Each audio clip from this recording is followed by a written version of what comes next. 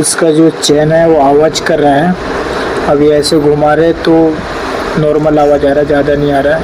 तो हम आवाज़ आ रहा है, गाड़ी चलाएंगे रनिंग में आवाज़ करता है, कट कट करके आवाज़ करता है।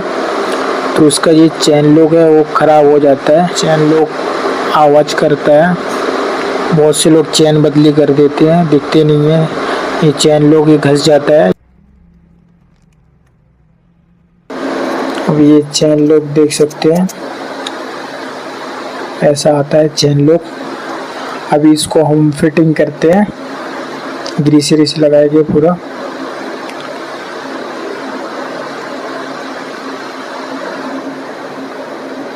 अभी